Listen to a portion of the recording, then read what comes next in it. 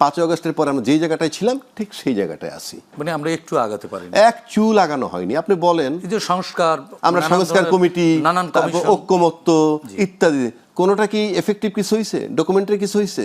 Finally গিয়ে দাঁড়ালাম কোথায় আমরা? জুলাই সনদের আইনি ভিত্তি, মানে সবগুলোকে একত্র করে একটা জায়গায় গেলাম, জুলাই সনদের আইনি ভিত্তি। সেটা কি দিয়ে হবে? গণভোটের মাধ্যমে। আর গণভোটটা কি কবে হবে? একই দিনে যদি গণভোট, যে কথা আমি আগেও বলছি এখনো বলি, একই দিনে যদি গণভোট এবং সংসদ নির্বাচন হয়, অত্যন্ত বিজ্ঞ রাজনীতিবিদরা এখনো বলেন সংবিধানের মধ্যে আছেন, ওই সংবিধানে চলছেন। আপনি বলেন তো ভাই, যদিও অ্যাঙ্কার সাহেবের প্রশ্ন করা যায় না, তবু আমি বলি আমাদের যে সংবিধানটার কথা বলে তাতে কি বলা আছে একই দিনে গণভোট এবং সংসদ নির্বাচন হবে?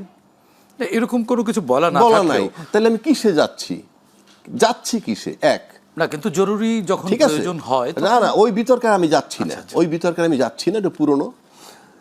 এখন আপনি একই দিনে যদি করেন, কোনটার রেজাল্ট আগে দিবেন?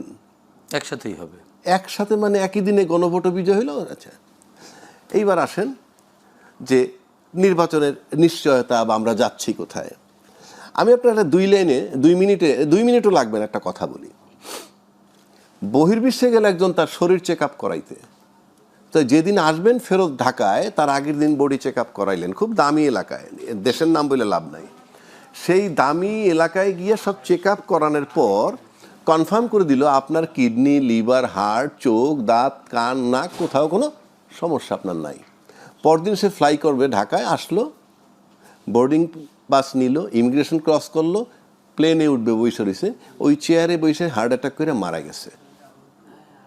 অথচ তার সমস্ত রিপোর্ট ভালো, সব কিছু কইরা পারে। এটার মানে হচ্ছে এই, পরবর্তী মুহূর্ত আপনার জীবনের জন্য কি আসতেছে আপনি তা জানেন না, এটি স্বাভাবিক। আর আমাদের যে টার্মোয়াল সিচুয়েশন এখন চলতেছে, তাতে আপনি দেখেন তো, নির্বাচনের সময় মানুষ বলে কি, আমরা ক্ষমতায় গেলে কি করব, আমাদের ফরেন পলিসি কি হবে, আমাদের অর্থনৈতিক, এই সব আলাপটা করে।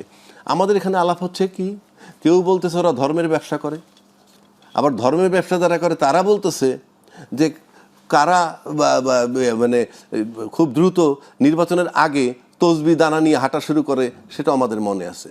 এই আলাপ চলতেছে। তো এই আলাপ তো কোনো নির্বাচনী আলাপ না, মনে হয় যে একে অপরকে ঘায়েল করার আলাপ। 2 আসেন, তফসিল কালকে দিবে বা পরশু যখনই দিবে। আজকে আপনি যদি ব্যারিস্টার ফুয়াদ, আমি বারবার বলি একটা কথা, ব্যারিস্টার ফুয়াদ